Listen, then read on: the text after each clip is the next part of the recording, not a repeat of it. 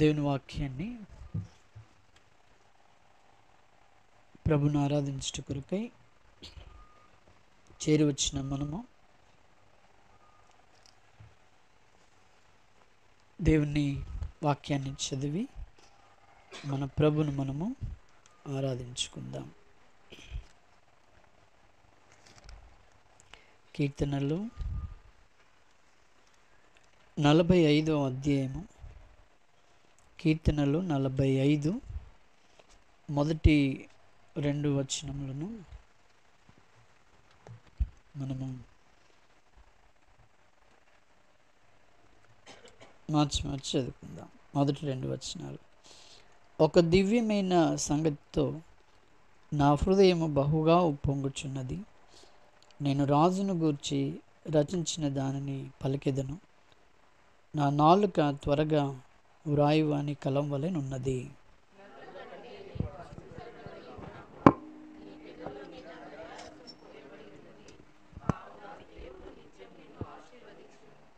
ప్రభు సహాయం కొరకై మనం ప్రార్థన చేసుకుందాం. మిగిలిన తండ్రి, పరిశుద్ధుడైన మా దేవ, నీకు వందనం చెల్లిస్తుంటున్నాం. ప్రేమించి జ్ఞాపకం చేసుకుని మమ్మల్ని నీ కృపలో భద్రపరిచి మీ యొక్క క్షేమము మాకు అనుగ్రహించి మమ్మల్ని నడిపించిన మీ ప్రేమను బట్టి నీకు వందనం చెల్లిస్తుంటున్నాం. ఇంతవరకు పాటల ద్వారా మీరు ఆరాధింపబడినారు, అందుకే నీకు వందనాలు. అయ్యగున్నను శిలచాట్ను మరుగు చేయండి, నీ మెల్లైన స్వరాన్ని నింపింపచేయండి. నీ వాక్యం ద్వారా మాతో మాట్లాడుతూ రమ్మని సమయాన్ని మమ్మల్ని మీ చేతిలోకి అప్పచెప్పు. యేసు నామములో స్తుతించి ప్రార్థిస్తున్నాం తండ్రి, ఆమేన్. దేవుని యొక్క వాక్యము మనం చూసినట్టయితే ఇది కోరహు కుమారులు రాసినటువంటి మరి కీర్తన. మనకు బాగా తెలుసు ఏంటంటే కోరహు ఎలాంటి వాడనేది మనకు తెలుసు కదా. కోరహు ఎలాంటి వాడు చెప్పండి. కోరహు ఎలాంటి వాడు? దేవుణ్ణి తిరుగుబాటు చేసినటువంటి వ్యక్తి, దేవుణ్ణి ప్రేమించినటువంటి వాడు, దేవుని మరి అన్ని విధాలుగా ఆయన తిరుగుబాటు కలిగినటువంటి ఈ కోరహు కుమారులలో ఒక ప్రత్యేకత మరి కనబడుతోంది. కోరహు కుమారులకు మరి వారి యొక్క ప్రత్యేకతను వారు అలాగే మరి చూపిస్తూ వచ్చారు. వాళ్ళ డాడీ మరి ఎలాగో ఎట్టి పరిస్థితిలో ఉన్నప్పటికీ కూడా వారు మాత్రము కుమారులు మాత్రము దేవుని యందు విశ్వాసంతో నమ్మకంగా భయం కలిగి దేవుని బిడ్డలుగా జీవిస్తూ వచ్చారు. ఒకే కుటుంబము, మరి తండ్రి పిల్లలు ఉన్నారు. బహుశా వాళ్ళు మరి దేవుణ్ణి ఆరాధిస్తూ ఉన్నారో, మరి కలిసి కుటుంబంగా ఉండవచ్చు. ఒకవేళ ఉన్నారని నమ్ముచున్నాము. ఎందుకు తెలుసా? ఇలాగో వారు ఆర్థికంగా ఉన్నారు కాబట్టి వారి తండ్రి దగ్గర వాళ్ళు ఏం చేసి నేర్చుకున్నారు. తండ్రి ఏమో ఎలా ఉన్నాడంటే, తండ్రి ఈ వాక్యాన్ని బట్టి చూసినట్టయితే తండ్రి కేవలం వేషధారిగా ఉన్నాడు. తండ్రి ఎలా ఉన్నాడండి? వేషధారిగా ఉన్నాడు. అంటే బైబిల్ చదువుతున్నాడు, చెప్తున్నాడు వాళ్ళకి, పిల్లలకి, కానీ ఆయనలో మాత్రం ఏమాత్రం కూడా లేదు. అది మనకు రుజువు అవుతూ ఉంటుంది అన్నట్టు. ఎలా రుజువు అవుతుందో చూడండి. ఒక మాట చూద్దాం. సంఖ్యాకాండము, త్వరగా సంఖ్యాకాండము 26వ అధ్యాయము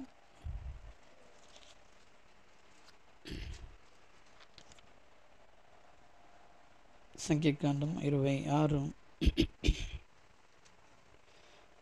చదవండి. 8 9 చదువుతాం.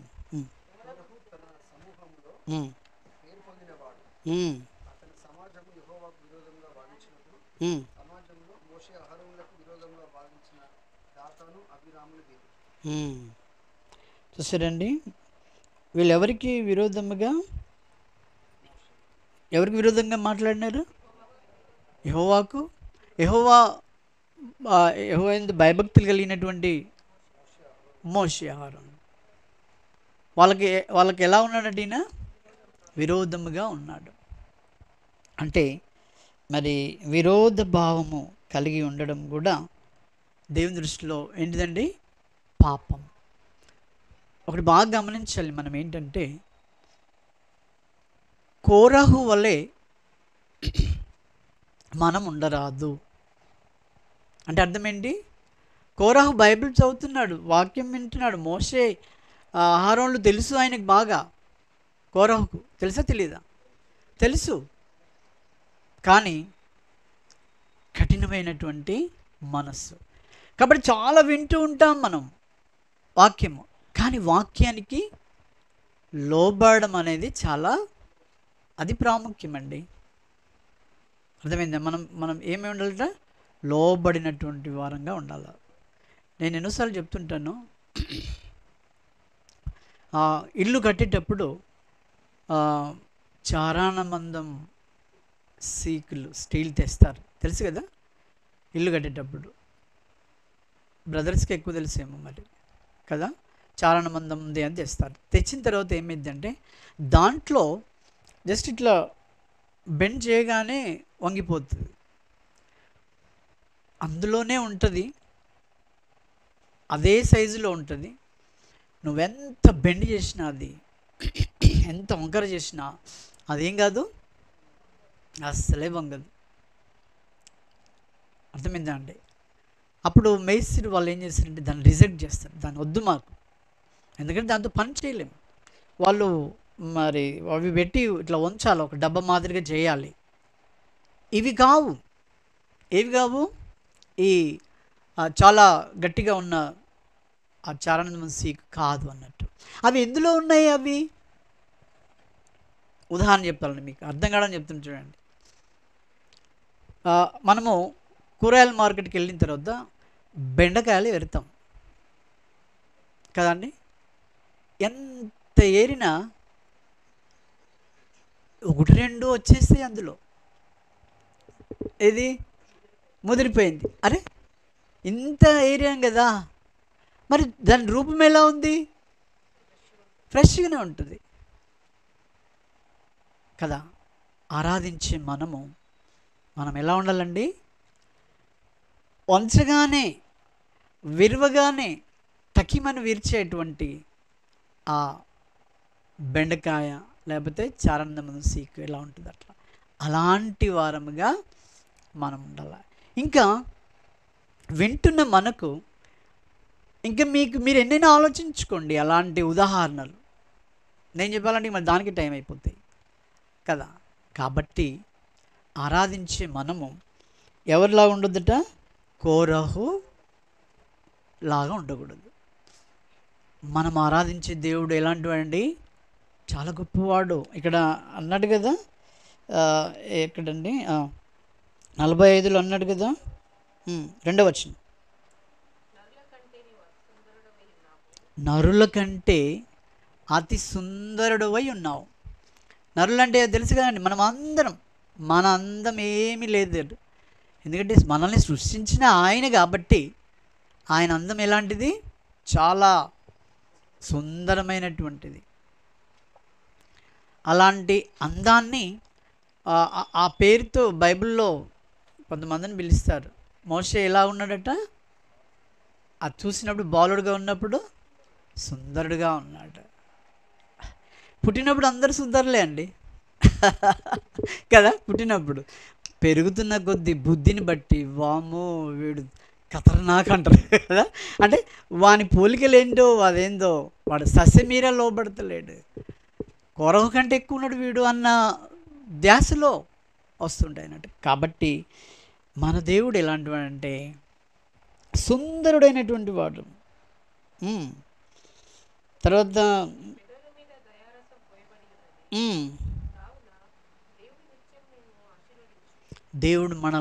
దేవుడు దేని కొరకు ఉన్నాడంటే ఆశీర్వదించడానికే.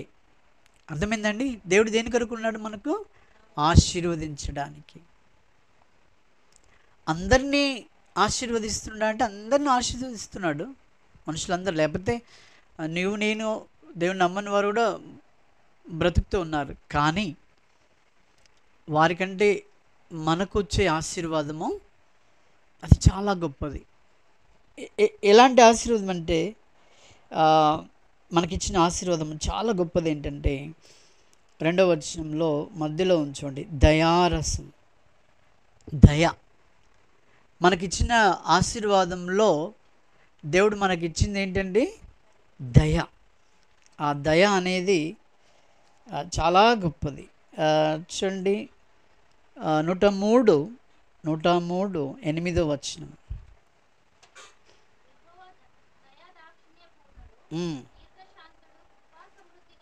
యెహోవా ఎలాంటివాడండి? దయాదాక్షిణ్య పూర్ణుడు. దయాదాక్షిణ్య పూర్ణుడు. ఈ దయాదాక్షిణ్యం ఎప్పుడంటే ఎప్పటి వరకు అంటే, ఇప్పుడు కోరహుని చూద్దాము. గుంపులో గోవింద అనుకుంటా నలుగురు నారాయణ అందరిలో హల్లెలూయా అనుకుంటూ పోతే బాగానే ఉంటుండే. ఎవరు? కోరాహు. కానీ నాకే తెలుసు జ్ఞానం అని ఆయన ఏం చేసినంటే మోషేను అహరోనులను టార్గెట్ పెట్టుకున్నాడు ఆయన. కదా అండి? మనకి ఏదున్నా కొన్నిసార్లు మన టార్గెట్లు ఉంటాయి కదా. ఎప్పుడు దొరుకుతాడా, ఏం చేద్దామా అన్నట్టు టార్గెట్లు ఉంటాయి. ఎవరికి ఉన్నట్టు? కోరహుకు ఉన్నట్లు. కోరహుకు ఉన్నట్లే ఉంటాయి. మనకు టార్గెట్ కనుకుంటే మీరు నేమ్, మీ దగ్గర మంచి నేమ్ అక్కడ పక్కకు జోడించుకోవాలి. మనకు ఒకవేళ టార్గెట్లు ఉంటే. అవునా కదా అండి? చాలా వరకు టార్గెట్లతోటి నడుస్తారు ఒకరిని. అది ఎంత మాత్రం కూడా ఎలాంటిదండి? ఇప్పుడు చూద్దాము. ఇప్పుడు చారణమందం సలాగ్ తీసుకున్నాం కదా, అది స్ట్రాంగ్గా ఉంది కదా. మళ్ళీ తర్వాత బెండకాయని తీసుకున్నాం కదా, అది కూడా ముదిరిపోయింది కదా. ఈ ముదిరిపోయిన వాటిని వాడుకుంటారా? చెప్పండి, వాడుకుంటారా? వాడుకోలేదు, తీసి పక్కకు పెట్టేస్తాం కదా. అవునా కదా? ఇప్పుడు ఈ కోరహు ఇంత కఠినంగా ఉన్నాడు కాబట్టి దేవుడు ఆయనను వాడుకున్నాడా? ఏం చేశాడు? ఏం చేశాడండి? 10వ వచనం అనుకుంటా, చూడండి.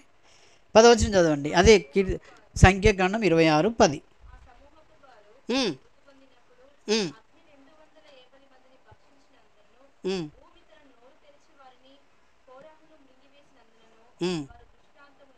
చాలు. ఎవరైతే వ్యతిరేకించినారో, ఎవరైతే మరి ఒక టార్గెట్గా పెట్టుకున్నారో వాళ్ళని దేవుడు ఏం చేశాడండి? వాళ్ళని దేవుడు ఏం చేశాడు? భూమిని తెరిచాడు. ఎక్కడ ఉంటే అక్కడే. నిన్ను నన్ను తీసివేయాలి లేకపోతే బ్రతికించాలంటే నువ్వు ఎక్కడున్నా పర్లే, ఎక్కడున్నా పర్లే, ఆయనకేమీ అడ్డు రాదు. అవునా కదా అండి? ఇలాంటి జ్ఞానం కలిగిన ఈ దేశం, ఈ ప్రపంచంలో ఒక జాతి ఉంది ఇలాంటి జ్ఞానం కలిగి. ఎవరు చెప్పగలుగుతారా? దాచుకున్నా కూడా, ఎక్కడున్నా కూడా వారిని చంపేయడం అంత జ్ఞానము ఎవరికి ఉందండి? ఇశ్రాయేల్ ప్రజలు. ఇశ్రాయేల్ ప్రజలకు ఎలాంటి జ్ఞానం ఉందండి? ఒక శత్రువు ఎక్కడున్నాడో అంతటి ఒక ఆయన మరి ఓన్లీ బిడ్డ వండితేనే తింటాడు, బిడ్డతోటే ఉంటాడు, ఎప్పుడు దొరకడు ఎవరికి. ఒకసారి ఏం చేసిందంటే ఆయన ఇప్పుడు మామూలు ఇల్లు కింద బంకర్లు 60 కిలోమీటర్లు 60 ఫీట్ల ఎంతో దూరంలో, 60 ఫీట్ల దూరంలో ఆయనకు స్థావరం ఉందన్నట్టు. అర్థమైందండి? ఈ స్థావరంలో ఏం చేసిందంటే ఆ బిడ్డ మరి తండ్రి పోయి అక్కడ ఉండి, అంటే మామూలుగా వ్యవహారాలు నడిపిస్తూ ఉంటారు. ఈ సంగతి ఎలా తెలిసిందో ఎవరికి? ఇశ్రాయేల్ ప్రజలకు. అర్థమైందా అండి? వాళ్ళు ఏం చేశారు తెలుసా? ఆ విషయం తెలియగానే ఆ బిల్డింగ్ చుట్టూ ప్లేన్లు వచ్చేసాయి. 60 మరి ఫీట్ల కంటే లోతుగా వెళ్ళేటువంటి ఒక బాంబును ఒక ప్లేన్ వచ్చేసింది, దాని మీద వేసేసింది. ఏగానే అంత లోతులో ఉన్న వాళ్ళను ఏం చేసిందండి? చంపేసింది. ఇంకా అలా వాళ్ళవి చెప్పాలంటే చాలా ఉన్నాయి. మీరు బహుశా వింటలేరు తెలియదు, కానీ నేను కూడా యూట్యూబ్లో విన్నాను. ఈ మధ్యలో ఇంకొక ఆయన అలా చేస్తారు. కాబట్టి ఈ జ్ఞానం ఎవరికి ఉందట? ఇశ్రాయేల్ ప్రజలు. వాళ్ళు ఎవరండి? వాళ్ళు దేవుని ప్రజలు, వాళ్ళకుంది. అయితే దేవుని ప్రజలను, మోషేను అహరోనులను ఎంతో తక్కువ అంచనా వేసి వీళ్ళు మాట్లాడుతూ ఉంటే దేవుడు ఊరుకుంటాడా అండి? ఈవెన్ మోషే మీద, అహరోనుల మీద ఒక ఆమె మాట్లాడింది. ఎవరామె? మిరియాం కదండి. ఆమె మాట్లాడితేనే నా బిడ్డడు, ఆయన మీద నువ్వు మాట్లాడతావా అని చెప్పేసి ఆమెకు ఒక అనారోగ్యత కలిగజేశాడు. అంటే చూడండి, మనం ఎంతగా జాగ్రత్తగా దేవుని బిడ్డలముగా ఎంతగా లోబడుతూ జీవించాలో. కాబట్టి మనము ఎలా ఉండొద్దటండి? కోరహు వలె ఉండకూడదు అంటున్నాడు. చాలామందిలో నేను వింటూ ఉంటాను బయట జనరల్గా, వాళ్ళు గుడికే పోతాడండి, అన్నీ చేస్తారు, అన్నీ ఉంటాయి, కానీ ఏంటండి వాళ్ళ ప్రవర్తన అని అనుకుంటారు. అప్పుడు నేనేమనుకుంటా మనసులో, కోరహు వాళ్ళు ఎవరండి? వాళ్ళు కోరహు వారు. మీకు తెలియదు. కోరహు అంటే బైబిల్ చదువుతాడు, గుడికి వస్తాడు, ప్రార్థన అంటాడు, అందరితో కలిసి ఉంటాడు, కానీ ఏంటది? కోరహు మనస్తత్వము, కోరహుగా ఉండవుడు. అట్టి స్థితిలో నుండి దేవుడు నిన్ను నన్ను మరి కాపాడినాడు. అందుకనే వారి కుమారులు మాత్రము దేవుడు ఎలాంటి వాడు తెలుసా అండి? దయాళుడు. ఇంకోటి ఏంటంటే క్షుణ్ణంగా ఆయన నిన్ను నన్ను హృదయంతరంగంలోను కూడా పరిశీలించేటువంటి దేవుడు. మనకు ఒక శాస్త్రం తెలుసు, కళ్ళు మూసుకొని పిల్లి ఏం చేస్తుందట? తాగుతుంది. అది శాస్త్రమేనా నిజమేనా? కళ్ళు మూసుకొని పిల్లి తాగినట్టుగా ఉండదు. మన దేవుడు ఎలాంటి వాడు? ఎందుకంటే మన దేవుని చేతిలో మనము అంటే ఆరాధికులముగా ఎలాంటి హృదయం కలిగి మనము ఆరాధించాలనేది మరి దేవుని వాక్యం ద్వారా మనతో మాట్లాడుతుంది. చూడండి మన దేవుడు ఎలాంటి వాడు అంటే, హెబ్రీలు రాసిన పత్రిక హెబ్రీ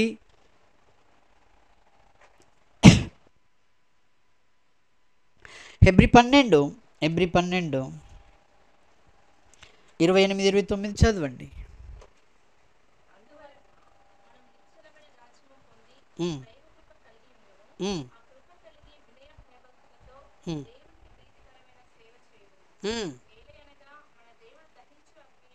చాలు. మన దేవుడు ఎలాంటి వాడండి? దహించు అగ్ని. ఇప్పుడు మనము గ్యాస్ వెలిగించి అంటుపెట్టే కానీ ఏం కనబడుతుంది? ఫైర్, దహించు అగ్ని కనబడుతుంది కదా. అలాంటి వాడు అన్నట్టు మన దేవుడు. ఎవరి పట్ల? కోరహు పట్ల. ఎవరి పట్ల? మనం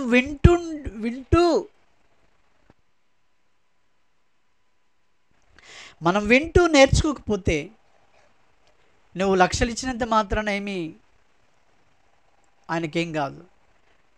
నీ హృదయం కావాలన్నాడు ఎక్కువ శాతం. ఏ హృదయం కావాలి? లోబడే హృదయం కావాలి. అందుకొరకే నీ కొరకు. కాబట్టి మన దేవుడు దహించు అగ్ని ఉన్నాడు. అందుకే నువ్వేం చేయాలట? ఆ కృపను కలిగి ఏమై ఉండాలట? వినయ భయభక్తులతో. కృప కలిగి వినయ భయభక్తులతో ఎవరికి సేవ? దేవునికి సేవ. అలాగే దేవుణ్ణి ఆరాధించడం, వినయ భక్తి కలిగి వినయం. వీళ్ళు ఎలా చేస్తున్నారు?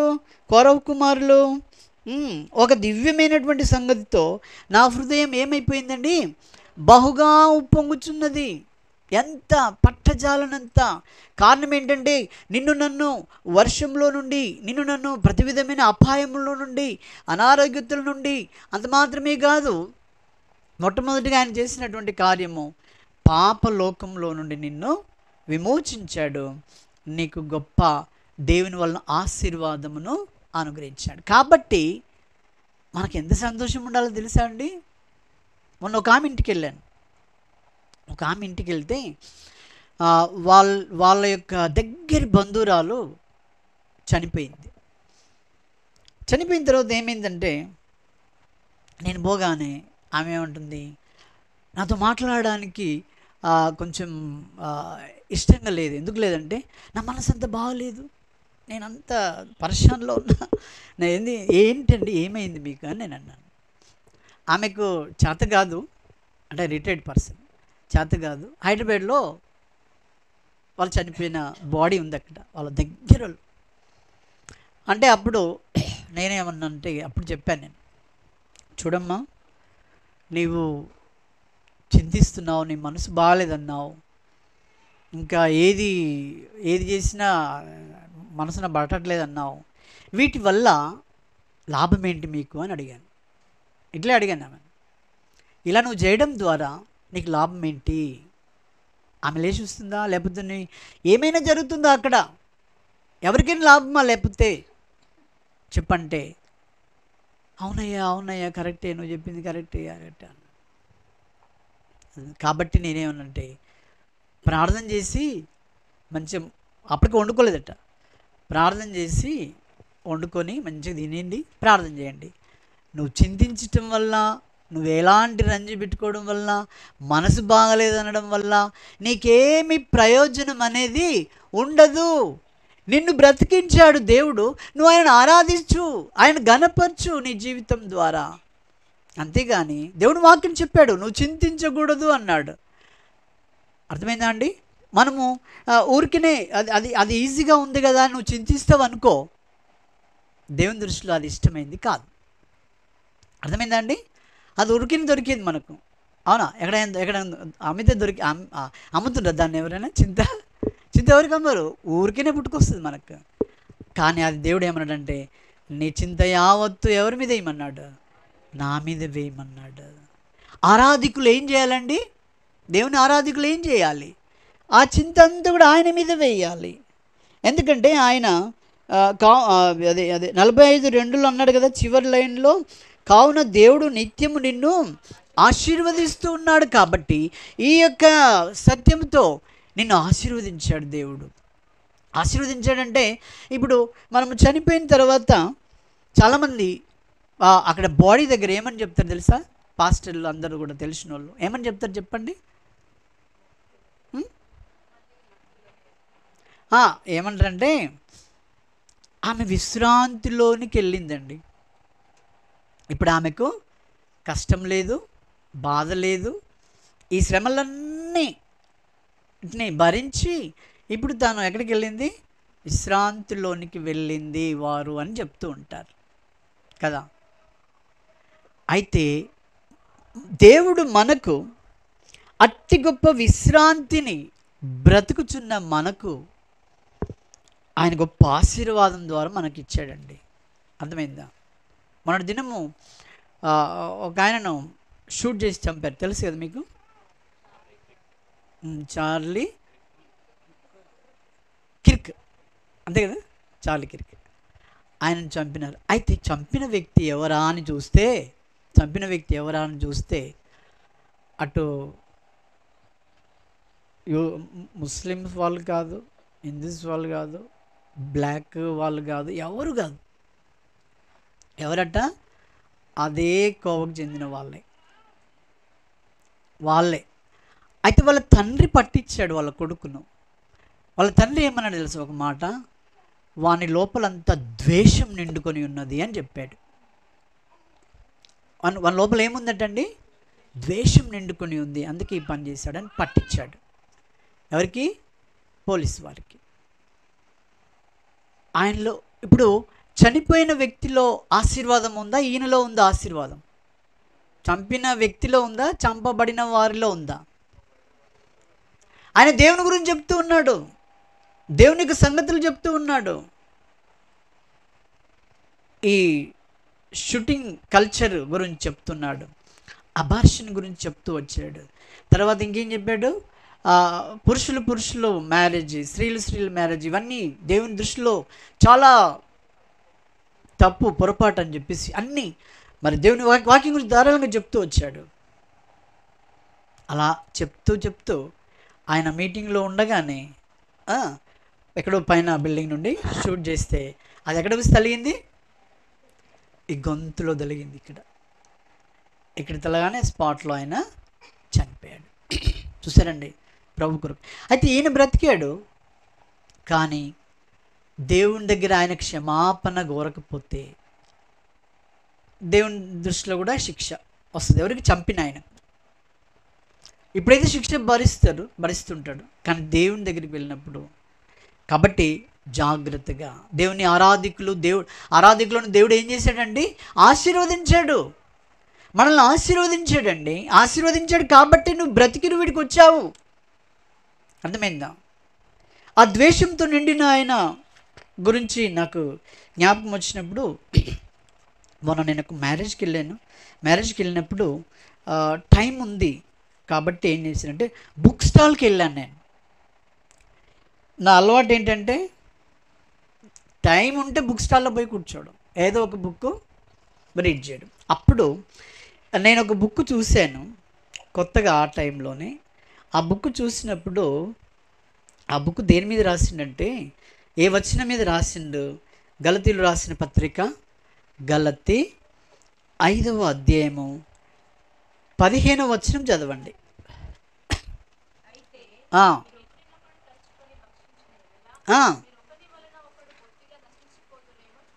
చాలు. ఈ వచనం మీద కనీసం 150-200 పేజీలు రాశాడండి, ఇదే వచనం మీద. అర్థమైందా? ఇప్పుడు నేను అనుకున్నాను ఇది కొనుక్కోవాలా అనుకున్నాను, ఇప్పుడు కాకుండా ఎప్పుడైనా కొనుక్కుంటా. కానీ నా బుద్ధి ఏంటంటే చదువుతున్నప్పుడు వాక్యం చెప్పే టైంలో దాంట్లోకి వెళ్ళి పాయింట్స్ వచ్చినాయి అనుకో, నా గురించే చెప్పిండి ఈయనే అనుకుంటారు, అదొక బాధ. అర్థమైందా అండి? ఆయన రాసిందంతా ఈ వచనం మీదనే. ఈ వచనం ఏమైనా ముద్దుకుందాండి మనకు? మనం కరిసే వాళ్ళమేనా? మనం మామూలు వాళ్ళమా? మనం కరిసే వాళ్ళము, భక్షించే వాళ్ళము. సో వీళ్ళ సంగతులు ఎలా ఉంటాయనేది పాయింట్ వైజ్గా బాగా రాశాడు. ప్రభుత్వమైతే కొంటాను, నా వరకైనా, నేను చదువుకోవడానికైనా. కొన్ని వాక్యంలో నుండి వచ్చినప్పుడు మనం ఏమనుకోకూడదట, నా గురించి అనుకోకూడదు. సరే, ఈ బైబిల్ అంతా కూడా ఆది కాండం నుండి ప్రకటన వరకు ఎవరి గురించి చెప్తుందండి? ఎవరి గురించి చెప్తుంది? నీ అంతరాత్మ గురించేనండి. ఇది నీ మనసు గురించే చెప్తుంది. ఇది ఆది కాండం నుండి ప్రకటన వరకు దేని గురించి చెప్తుంది? నీ మనసు గురించి చెప్తుంది. ఇక్కడ దైవజనులు మరి జాన్ అన్న కానీ జాన్ మార్క్ అన్న నేనైనా ఎవరైనా చెప్పినప్పుడు ఏమవుతుందంటే, ఏదో ఒక వాక్యము అక్కడి నుండి తీసి చెప్పినప్పుడు అది నీ మనసుకు నాకే చెప్పాడు ఈ అన్నట్టే ఉంటుంది. అది అన్న చెప్పాడా, అన్న ఎక్కడైనా రాసుకుని వేరే ఏదైనా కొటేషన్స్ అలా చెప్పాడా? వాక్యం నుండే, ఈ వాక్యంలోనే ఈ భాగం నీలో ఉంది అని చూపిస్తూ ఉన్నాడు. కాబట్టి మరి ఈ బుక్ మొన్న చంపిన రాబర్ట్ అనుకుంటా, ఆయనకు సరిపోతుంది అనుకుంటా ఆ బుక్, అది ఆ వచనం. కాబట్టి దేవుని యొక్క వాక్యంలో దేవుడు మనల్ని ఏం చేశాడండి? గొప్పగా ఆశీర్వదించాడు. మనల్ని ఏం చేశాడు? ఆశీర్వదించాడు. ఎలాంటి ఆశీర్వాదము? నీకు పాప విముక్తి చేశాడు. పాప విముక్తి తర్వాత నేను అన్ని విషయాల్లో దేవుడు నేను ఏం చేశాడు? ఆశీర్వదించాడు. నేను ఆశీర్వదించి ఇప్పుడు ఆయన సన్నిధికి నడిపించాడు. అర్థమైందా అండి? కానీ మన ఆలోచన ఎట్లుంటుందంటే, ఇక్కడ విన్నంత వరకే ఉంటుంది, తర్వాత అన్నీ వేరే ఆలోచిస్తాం. మనం ఎక్కువగా ఏం ఆలోచిస్తాం? వేరే. అది కాకూడదు. ఒక దివ్యమైనటువంటి సంగతి నా హృదయంలో ఉప్పొంగేదిగా ఉండాలి. మన హృదయంలో ఎలా ఉండాలండి? దేవుని యొక్క విషయంలో ఉప్పొంగేదిగా ఉండాలి. ఆ తర్వాత దేవుడు నిన్ను, ఆయన బిడ్డల్ని నిత్యము ఏం చేస్తాడు? ఆశీర్వదిస్తాడు. ఇప్పటికి అన్నిటిలో ఆశీర్వదిస్తున్నాడు. కాబట్టి మరి ప్రభు మనల్ని ఆశీర్వదించి ఈ రీతిగా ఆయన సన్నిధి మనతో ఇచ్చాడు. కాబట్టి దానికి మనం ఎంతో ఆయనకు కృతజ్ఞులమై ఆయన ఆరాధించాలి. ఆయన బలి అర్పణగా చేయబడి నీ కొరకై నా కొరకై ఏం చేయబడ్డాడు? ఆయన బలిగా చేయబడ్డాడు. ఎందుకొరకు? నిన్ను ఆశీర్వదించడానికి కొరకు. ఎందుకొరకు బలి చేయబడ్డాడండి? నిన్ను ఆశీర్వదించడానికి కొరకై. ఆయనను బయట కూర్చోబెట్టుకోండి చైర్లో, అందరితో అల్లరి చేస్తున్నాడు ఆయన. కాబట్టి నిన్ను నన్ను ఆశీర్వదించుట కొరకే ఆయన ఏం కావాల్సి వచ్చిందండి? కల్వరి శిలువలో బలి అయిపోయాడు. ఎందుకు? ఈ మహాఘోరమైనటువంటి ఈ పాపి కొరకు. కాబట్టి నువ్వేం చేయాలి? ఇప్పుడు ఆయన యందు విశ్వాసం ఉంచినప్పుడు పరలోక సంబంధమైన ఈ ఆశీర్వాదాలన్నీ దేవుడు మనకు అనుగ్రహించినాడు. కాబట్టి నీ దేవుడు ఎలాంటి వాడంటే ఒక గొప్ప సుందరుడైనటువంటి దేవుడు. అంతే మాత్రమే కాదు, నిన్ను అన్ని విధాలుగా ఆశీర్వదించి నడిపించినటువంటి గొప్ప దేవుడు. కాబట్టి ఆ గొప్ప దేవుణ్ణి మనం మరవకూడదు. మనం ఏం చేయొద్దండి? మర్చిపోకూడదు. మనం అన్ని వేళల్లో, అన్ని సమయాల్లో మనం ఏం చేయాలి? ఆయన కొరకైనటువంటి తలంపులు, ఆలోచనలు ఉప్పొంగేదిగా ఉండాలి. మన ఆలోచనలు ఎట్లా ఉండాలండి? ఆయన తలంపులే ఉండాలి. ఆయన ఆరాధిస్తే, ఎందుకంటే నిన్ను రక్షించాడు, నిన్ను కాపాడాడు. ఈ రోజు వరకు, ఈ గడియ వరకు నేను అన్ని విధాలుగా ఏం చేస్తున్నాడు? ఆయన కాపాడుతున్నాడు అన్ని విషయాల్లో కదా. కాబట్టి నీ ప్రాణం ఎంతో విలువైందో నీకు తెలుసు కదా. అట్టి గొప్ప దేవుణ్ణి, మరి నిన్ను ఆశీర్వదించినటువంటి ఆ దేవుణ్ణి హృదయపూర్వకంగా